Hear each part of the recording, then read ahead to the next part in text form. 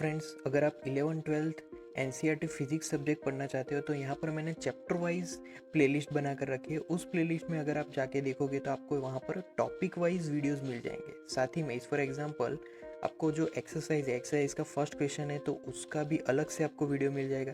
साथ ही में मैंने यहाँ पर जो 8 to 10 एनसीईआरटी में जो साइंस सब्जेक्ट है उसका जो फिजिक्स पोर्शन है वो भी आपको यहाँ पर प्लेलिस्ट में मिल जाएगा। चैप्टर वाइज यहाँ पर बना कर रखे हैं, राइट। चैप्टर वाइज में भी यहाँ पर टॉपिक वाइज आपको मिल जाएगा। साथ ही में 9-10 जो आईसीएसई है उसमें जो फिजिक्स सब्जेक्ट है उसके भी आपको चैप्टर वाइज प्लेलिस्ट के अंदर टॉपिक वाइज वीडियोस आपको मिल जाएंगे।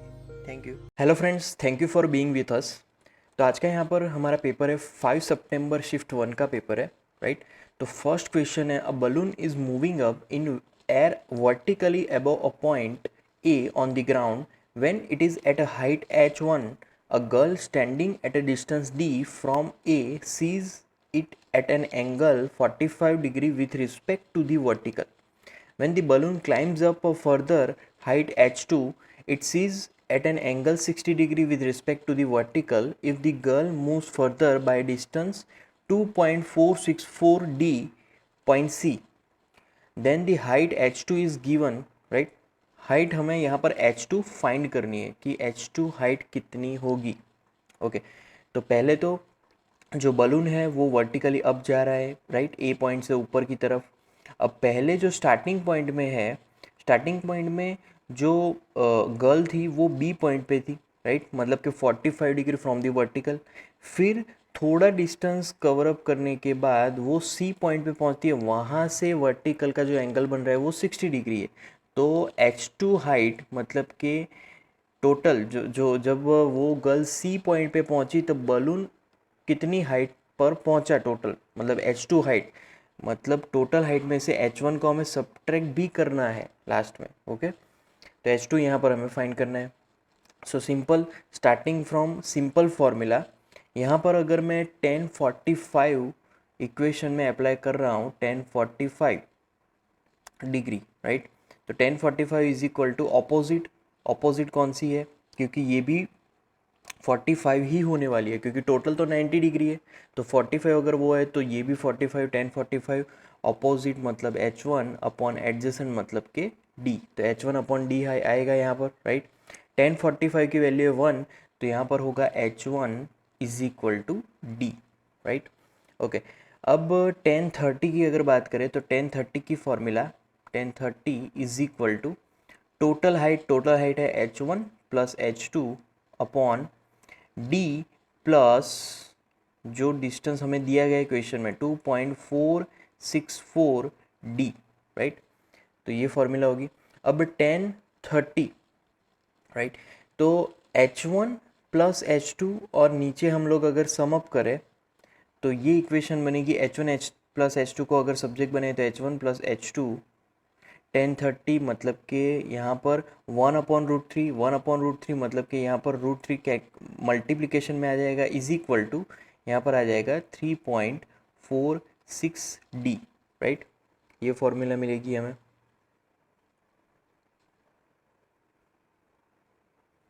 अब उसके बाद यहाँ पर h1 प्लस h2 को सब्जेक्ट बनाए तो √3 नीचे की तरफ, राइट। तो h1 plus h2 is equal to 3.46d upon √3, right. Okay, अब यहाँ पर जो h1 है तो h1 is equal to d from this equation. तो d plus h2 is equal to formula is it is 3.46d upon √3, right. अब d plus h2, तो यहाँ पर अगर हम लोग अगर इसको कैलकुलेट करें d plus H two is equal to इस फॉर्मूला को, तो यहाँ पर लास्ट हमें जो आंसर मिलेगा वो मिलने वाला है h2 is equal to D. अब h2 is equal to D, तो यहाँ पर फर्स्ट ऑप्शन मैच हो रहा है, so that is our final answer. Next question में, in a resonance tube experiment when the tube is filled with water up to height of 17 centimetre from bottom, it resonates with a given tuning fork. When the water level is raised, the next resonance with the same tuning fork occurs at a height of 24.5 centimeter. If the velocity of sound in air is 330 metre पर second, the tuning fork frequencies. तो यहाँ पर एक resonance tube का जो experiment है, हमने 17 centimetre तक पानी को भर दिया, राइट। अब वहाँ पर रेजोनेंस हो रहा है ट्यूनिंग फॉर्क की यूसेज से। अब जब हम वाटर लेवल को बढ़ाते हैं, राइट, सेम ट्यूनिंग फॉर्क से, तो अब जो रेजोनेंस मिल रहा है वो 24.5 सेंटीमीटर पे मिल रहा है। अब साउंड की जो स्पीड है दैट इज़ गिवन, तो ट्यूनिंग फॉर्क की फ्रीक्वेंसी क्या होगी ये हमें फाइंड करना है, राइट। तो बेसिकली इस एक्सपेरिमेंट में दो जगह पर हमें रेजोनेंस मिल रहा है, राइट। तो पहली इक्वेशन से अगर स्टार्ट करें, lambda is equal to wavelength 2 into यहाँ पर लेंथ के डिफरेंस होगा, राइट। तो 2 इंटू 24, जो लास्ट लेंथ है वो 24.5 माइनस 17, राइट। तो यहाँ पर कैलकुलेशन होगा 15 सेंटीमीटर, ओके। उसके बाद जो स्पीड होगी, speed is equal to frequency into lambda, right. तो जो फ्रीक्वेंसी, जो स्पीड है that is 330 speed of sound. तो 330 is equal to lambda into frequency, frequency that is 15 into 10⁻⁻², right. तो यहाँ पर दैट इज़ अवर फ्रीक्वेंसी।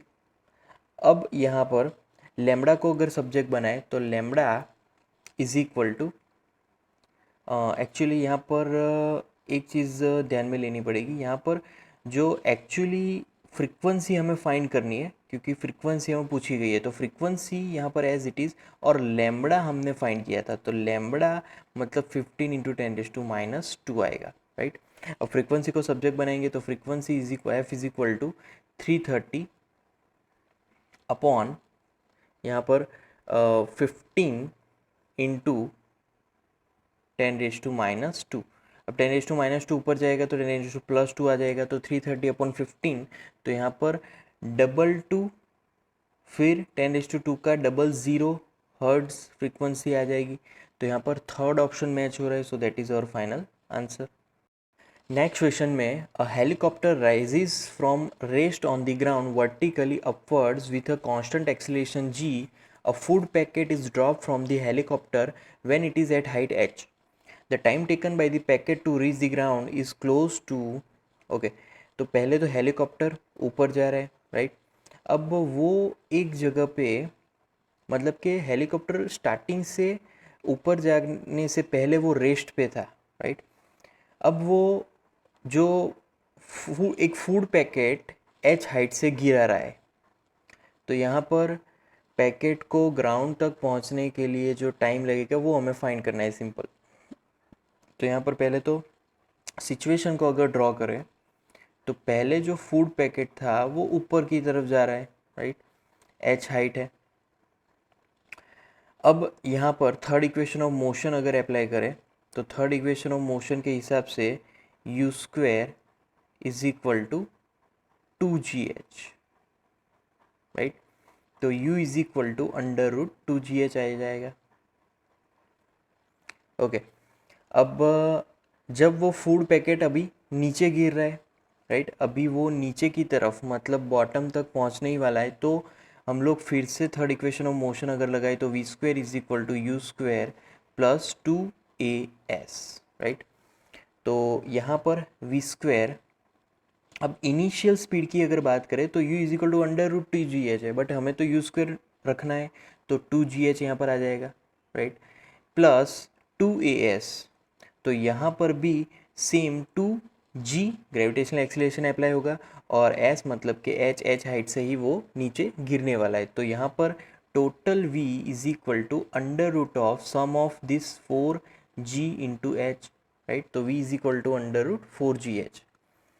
अब जो फाइनल है तो उसके हिसाब से अगर फॉर्मूला रखे तो पहले v² मतलब कि 4gh, फिर u² मतलब कि √2gh प्लस gt, मतलब कि ये फर्स्ट इक्वेशन ऑफ मोशन है। कहाँ से आई, तो ये इक्वेशन आई, यहाँ पर मैं ब्रैकेट में लिखने वाला हूँ v is equal to u plus 80 से ये रेफरेंस लिया गया है, ये इक्वेशन लिखी गई है, राइट। अब टी को यहाँ पर सब्जेक्ट बनाना है, टी फाइंड करना है, तो टी को अगर सब्जेक्ट बनाएंगे तो T is equal to √4h/g आ जाएगा, क्योंकि ये जी दोनों टर्म के ही डाउन साइड डिवीज़न में आ जाएगा, तो -√2h/g भी यहाँ पर आ जाएगा, राइट। अब दोनों को अगर कैलकुलेट करें तो लास्ट आंसर यहाँ पर आने वाला है t is equal to 3.4 √h/g, right. तो यहाँ पर जो हमारा थर्ड ऑप्शन है that is our final answer. Next question में activities of three radioactive substances A, B and C are represented by the curves A, B and C in the figure. Then their half lives, right? यहाँ पर half lives find करनी है, तो पहले यहाँ पर graph दिया गया है LNR वर्सेस टाइम T, और तीन यहाँ पर रेडियो एक्टिव सब्सटेंस है A, B एंड C। तो यहाँ पर इक्वेशन से अगर स्टार्ट करें तो R इज इक्वल टू, ये एक्टिविटी की इक्वेशन है RO e⁻ राइट। अब लॉग इक्वेशन में अप्लाई करें, क्योंकि यहाँ पर एक्सपोनेंशियल रिमूव हो जाएगा और लॉग आ जाएगा, तो यहाँ पर LNR is equal to LNRO, और ये जो पावर है वो नेगेटिव होने की वजह से, मतलब एक्सपोनेंशियल पावर नेगेटिव होने की वजह से यहाँ पर नेगेटिव इंटू λT आ जाएगा, राइट। अब λA जो फर्स्ट हमारा सब्सटेंस है उसकी रेडिएशन की वेवलेंथ λ इज इक्वल टू यहाँ पर होगा 6/10, राइट। अब उसके हिसाब से यहाँ पर उसकी जो टाइमिंग है TA, हाफ लाइफ की timing TA is equal to 10/6 log 2, क्योंकि जो हाफ लाइफ की फॉर्मूला है वो है log/λ, राइट। तो उसी की वजह से TA की फॉर्मूला मिली। सिमिलरली हमें λB की भी फॉर्मूला मिलेगी, λB is equal to 6/5, right, 6/5। और ये जो वैल्यूज़ है वो कहाँ से मिल रही है, तो यहाँ से मिल रही है। यहाँ पर 10 है, यहाँ पर 6 है, तो A की फॉर्मूला 6/10, यहाँ पर 5 है, राइट। और यहाँ पर थोड़ा सा जो ग्राफ है वो आगे है, तो इसीलिए B का ग्राफ तो 6/5 आएगा, ओके। और TB उसके हिसाब से 5 log 2/6, right. And λC is equal to 2/5 graph के ऊपर से, तो 2/5, और TC is equal to 5 ln 2/2, right. तो यहाँ पर हम लोग लैम्ब्डास का रेशियो लेंगे, राइट। तो लैम्ब्डास का रेशियो और साथ में यहाँ पर इनडायरेक्टली हमें यहाँ पर हाफ लाइफ्स का रेशियो फाइंड करना है, राइट। तो हाफ लाइफ का रेशियो मतलब कि TA has to TB has to TC, right. तो इज इक्वल टू TA आएगा 10/6 हैज़ टू, फिर TB में 5/6 है, एंड लास्ट TC में 5/2 है, राइट। अब यहाँ पर सिर्फ 2 अलग है, तो उसको हम लोग 3 से मल्टीप्लाई और 3 से डिवाइड करेंगे, तो यहाँ पर 10/6, 5/6 एंड यहाँ पर 15/6 आ जाएगा, राइट। अब 10/6, 5/6, 15/6 तीनों के ही जो डिनोमिनेटर है वो सेम है, तो डायरेक्ट लिख सकते हैं 10 हैज़ टू 5 हैज़ टू 15, तो 10 has to 5, right, 10 has to 5 has to 15। अब इसको हम रीराइट करें तो 5 से पूरी इक्वेशन को डिवाइड करेंगे, तो यहाँ पर 2 आ जाएगा, क्योंकि 10/5 2, यहाँ पर 1 एंड यहाँ पर 3, तो 2 has to 1 has to 3, third option यहाँ पर मैच हो रहा है, so that is our final answer. Next question में a hollow spherical shell at outer radius R floats just submerged under the water surface. The inner radius of the shell is R if the specific gravity of the shell material is 27/8 with respect to water.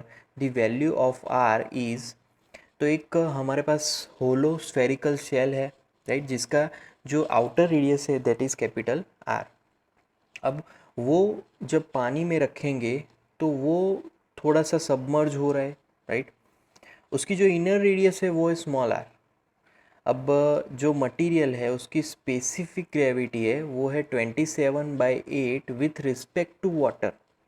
तो यहाँ पर small are हमें find करना है। तो पहले submerge हो रहा है तो यहाँ पर बायोन्सी लगेगी, राइट। तो बायोन्सी के ऊपर से अगर फॉर्मूला हम लोग रखें तो यहाँ पर फॉर्मूला होगी 4/3 pi bracket R cube minus r cube into rho, मतलब कि density, right, of the material into g, right, is equal to, अब जो सबमर्ज हुआ पानी है उसकी यहाँ पर फॉर्मूला लिखेंगे तो 4/3 पाई आर क्यूब रो डब्ल्यू इंटू जी, राइट। तो ये हमने हमारे पास जो स्फेरिकल सेल है उसके मटेरियल की बात की, और यहाँ पर हमने उसके जो पानी उसके कारण जो सबमर्ज हुआ, मतलब कि उसके अराउंड जो पानी का जो फोर्स है वो फॉर्मूला हमने यहाँ पर रखा। अब यहाँ पर 1 माइनस पूरे टर्म्स कैंसिल हो जाएंगे, राइट। जो भी इम्पोर्टेंट टर्म है जी जी भी कैंसिल हो गया। बाकी जो रहा वो होगा 1 minus R upon capital R raise to 3 is equal to 8/27, right. अब यहाँ पर r upon capital R find करेंगे तो is equal to 1 right hand side, तो यहाँ पर बचेगा 19/27 रेज टू 1/3, उसका क्यूब रूट हो जाएगा। तो 19 रेज टू 1/3 बट 27 का क्यूब रूट है 3, राइट। अब इसकी कैलकुलेशन में यहाँ पर हमें आंसर मिलने वाला है that is r is equal to r upon r is equal to यहाँ पर 0.88 मिलेगा। 0.88 मतलब कि 8/9। अब 8/9 मतलब कि r को सब्जेक्ट बनाए तो r is equal to 8/9 of capital R। तो 8/9 ऑफ कैपिटल R ऑप्शन 2 से मैच हो रहा है, so that is our final answer. Next question में 3 different processes that can occur in an ideal monoatomic gas are shown in the P versus V diagram. The paths are labeled as A to B, A to C and A to D. The change in internal energies during this process are taken as EAB, EAC and EAD, and the work done as WAB, WAC and WAD. The correct relation between these parameters are, देखिए यहाँ पर जो question है वो बहुत ही clear है, right. 3 different process है, 3 यहाँ पर A to B, A to C और A to D, और यहाँ पर P वर्सेस V डायग्राम दिया गया है, राइट। तो यहाँ पर जो एनर्जीज़ है, जो प्रोसेस है उसके अंदर जो इंटरनल एनर्जीज़ है वो EAB, EAC, EAD है, और वर्क डन दिए गए WAB, WAC, WAD। तो यहाँ पर करेक्ट रिलेशन हमें फाइंड करना है। तो पहले स्टार्ट करेंगे इंटरनल एनर्जी की फॉर्मूला से, delta U is equal to NCV delta T, right. तो वो जो यहाँ पर हमें मिलने वाला है दैट विल बी सेम। क्यों सेम मिलने वाला है? क्योंकि यहाँ पर टेम्परेचर कांस्टेंट है, राइट। अगर बात करें तो डेल्टा टी इज़ कांस्टेंट, तो इसीलिए डेल्टा यू सेम होगा। तो A टू B की अगर बात करें तो A टू B वहाँ पर वॉल्यूम इंक्रीज़ हो रहा है। अगर आप देखोगे तो A टू B में सिर्फ वॉल्यूम इंक्रीज़ हो रहा है, तो वॉल्यूम इंक्रीज़ होगा तो W इज़ ग्रेटर देन, मतलब कि जो भी वर्क होगा वो इंक्रीज़ होगा यहाँ पर, right. A to D volume decrease हो रहा है तो वर्क भी डिक्रीज़ होगा, क्योंकि यहाँ पर फॉर्मूला है वर्क की W is equal to P into V, right, इसीलिए। और AC में V कांस्टेंट है, अगर V कांस्टेंट है तो क्या होगा, तो यहाँ पर W इज इक्वल टू 0, क्योंकि रियल फॉर्मूला है W is equal to P delta V, right. तो W is equal to P delta V में अगर डेल्टा V 0 हो जाएगा, क्योंकि V कांस्टेंट है तो डेल्टा V 0 तो वर्क डन भी 0। तो यहाँ पर फर्स्ट ऑप्शन मैच हो रहा है, so that is our final answer. Next question में a solid sphere of radius r carries a charge q plus q distributed uniformly over its volume. A very small point like piece of it of mass m gets detached from the bottom of the sphere and falls down vertically under gravity, this piece carries charge q if it acquires a speed v when it has fallen through a vertical height y, right. तो यहाँ पर एक solid sphere है हमारे पास जिसका radius capital R है, उसके पास जो चार्ज है that is capital Q plus Q, right, और वो यूनिफॉर्मली डिस्ट्रीब्यूटेड है। अब यहाँ पर बहुत ही छोटा एक पॉइंट है, उस पे हमने एक स्मॉल m वाला मास यहाँ पर डिटैच कर दिया है उस स्फीयर से। अब यहाँ पर जो स्फीयर है वो नीचे की तरफ गिर रहा है अंडर आवर ग्रेविटेशनल एक्सेलरेशन। तो जो पीस है, जो हमने छोटा सा जो पीस हमने डिटैच किया है, उसका जो चार्ज है वो है q। अब वो v वेलोसिटी से यहाँ पर आगे बढ़ रहा है, वो v वेलोसिटी से यहाँ पर गिर रहा है, राइट, अब y हाइट से। तो यहाँ पर हमें क्या फाइंड करना है, वो v वेलोसिटी वाली फॉर्मूला। तो पहले स्टार्ट करेंगे, अवर एक्चुअल फार्मूला वो है k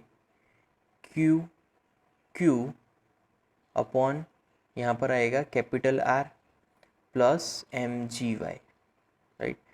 जो इनिशियल फेज पे जो फॉर्मूला थी हमारी, ये फॉर्मूला होगी, ये एनर्जी की फॉर्मूला है, टोटल एनर्जी, राइट।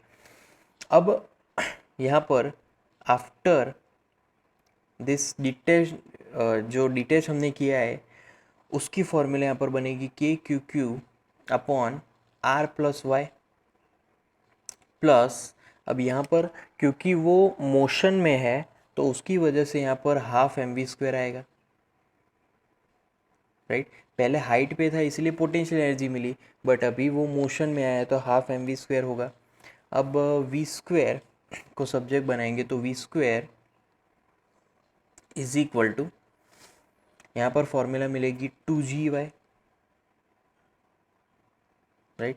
तो 2GY plus 2KQQ into Y upon M capital R bracket R plus Y, right. तो ये हमें वी स्क्वायर की फॉर्मूला मिलने वाली है 2GY plus 2KQQY upon MR plus R plus Y. तो ये जो पूरी फॉर्मूला है, उस फॉर्मूला में से अगर आप 2y को कॉमन निकालोगे तो बाकी रहेगा सिर्फ g वाला टर्म, और फिर यहाँ पर 2 की ये 2 तो कॉमन निकल गया है, राइट। तो यहाँ पर k की फॉर्मूला अगर यहाँ पर अप्लाई करोगे तो 1/4 पाई एप्सिलॉन आ जाएगा। तो यहाँ पर फर्स्ट ऑप्शन मैच हो रहा है, so that is our final answer. Next question में, with increasing biasing voltage of a photo diode the photo current magnitude, तो यहाँ पर अलग अलग ऑप्शंस है, इंक्रीज़ हो रहा है, सैचुरेट, इंक्रीज़, राइट। तो पहले तो यहाँ पर फोटो डायोड की जो आईवी कैरेक्टरिस्टिक है उसका अगर ग्राफ ड्रॉ किया जाए तो वो जो ग्राफ हमें मिलने वाला है, राइट, वो कुछ कर्व लाइन मिलने वाली है। तो ये फोटो डायोड की पूरी एक ग्राफ है, राइट। अब यहाँ पर अगर हम लोग पोटेंशियल डिफरेंस इंक्रीज़ कर रहे हैं तो करंट भी इंक्रीज़ हो रहा है। यहाँ पर आप देख सकते हो, यहाँ पर जो ये करंट है I वर्सेस V का ये ग्राफ है, राइट। यहाँ पर मिली एम्पियर होगा तो रिवर्स बायस वे में वो माइक्रो एम्पियर होगा। तो जैसे जैसे पोटेंशियल डिफरेंस बढ़ रहा है वैसे वैसे इनिशियल बेस पे तो करंट भी यहाँ पर इंक्रीज़ हो रहा है, राइट। बट थोड़े टाइम बाद ये जो करंट है वो सैचुरेशन मतलब कि एक कांस्टेंट पॉइंट पे आ जाने वाला है। तो वहाँ पर पोटेंशियल इंक्रीज़ होते रहने वाला है, बट जो करंट है वो सैचुरेट हो गया है, वो कांस्टेंट होने वाला है। तो यहाँ पर फर्स्ट ऑप्शन मैच हो रहा है, पहले तो बढ़ रहा है फिर वहाँ पर सैचुरेट हो रहा है, right. So that is our answer. Next question में, for a concave lens of focal length f the relation between object and image distance u and v respectively from its pole can best be represented by, तो यहाँ पर एक concave lens है, focal length है, फिर relation u and v respectively, right. तो कौन सा ग्राफ यहाँ पर रिप्रेजेंट कर रहा है इस सिचुएशन को।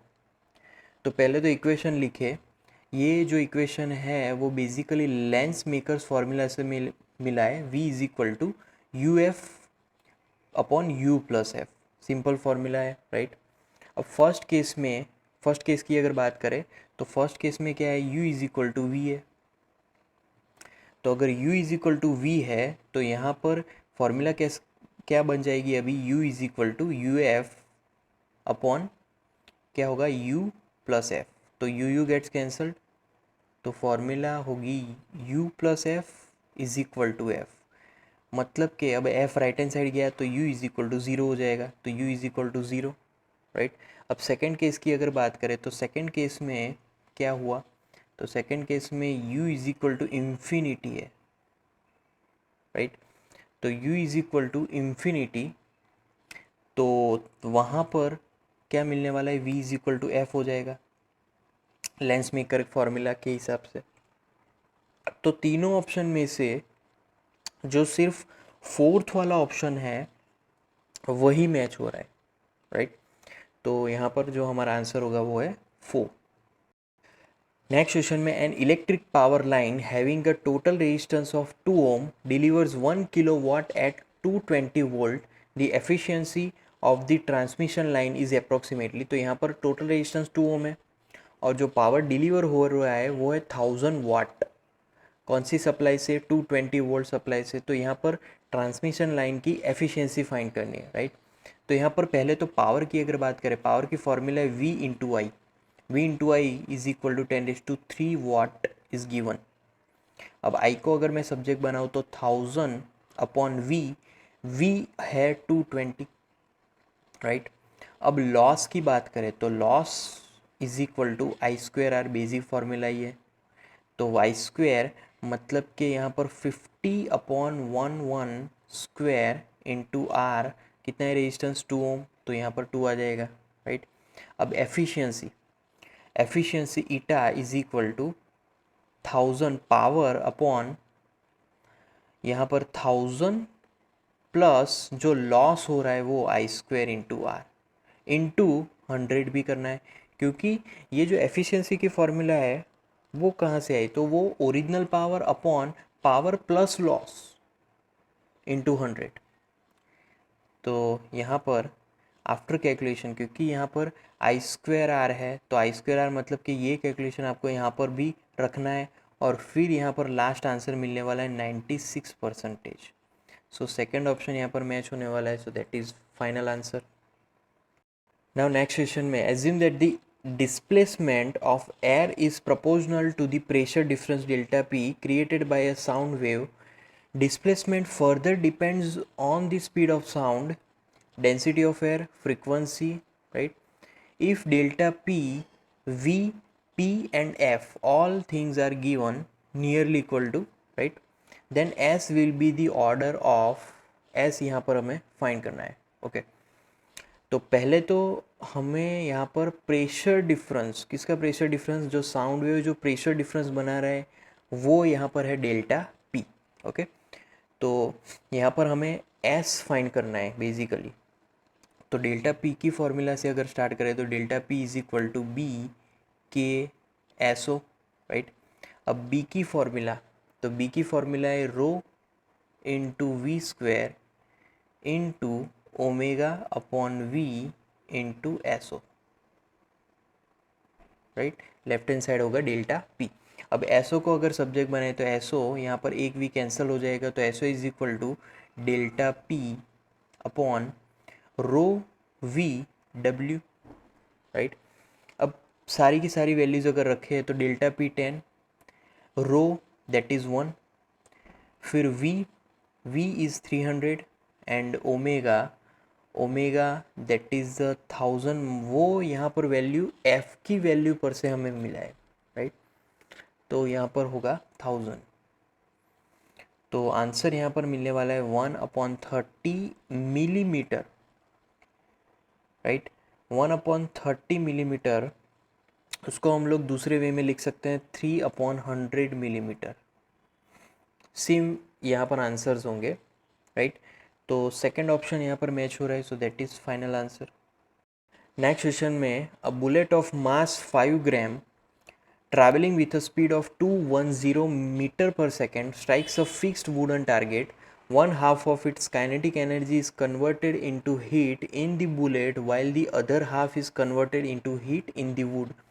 the rise of temperature of the bullet if the specific heat of its material is 0.030 0.030 calorie पर ग्राम डिग्री सेल्सियस। तो पहले तो एक बुलेट दिया गया है जिसका मास 5 ग्राम है, वो एक 210 वेलोसिटी से आगे बढ़ रहा है और एक वुडन टारगेट को वो स्ट्राइक कर रहा है। अब जब स्ट्राइक हो रहा है तो उसकी जो भी काइनेटिक एनर्जी थी, उसकी जो हाफ काइनेटिक एनर्जी है वो हीट में कन्वर्ट हो गई, राइट।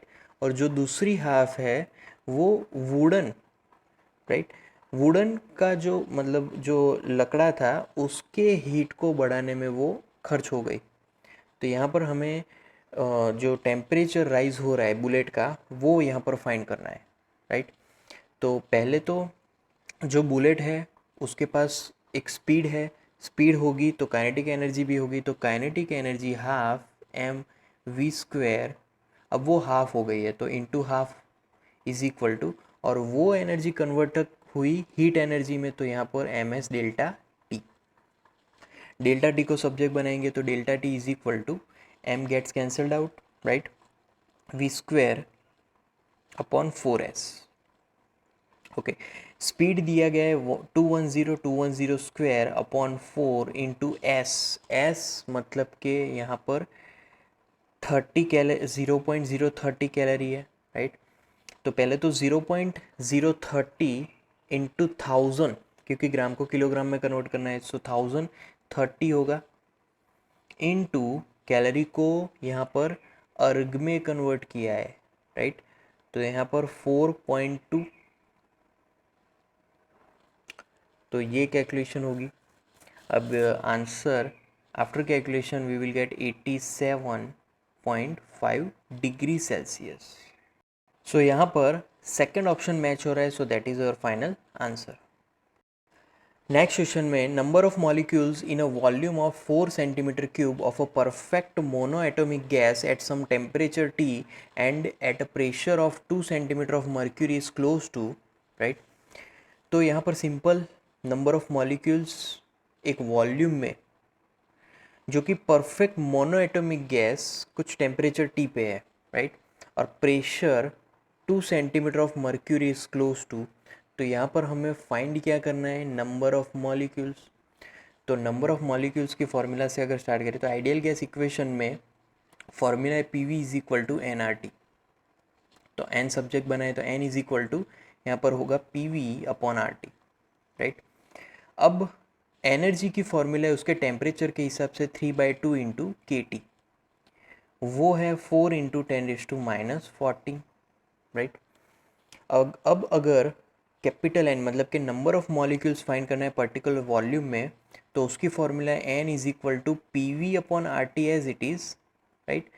सिर्फ इंटू हमें यहाँ पर NA कर देना है, मल्टीप्लिकेशन में मल्टीप्लाई उससे कर देना है, राइट।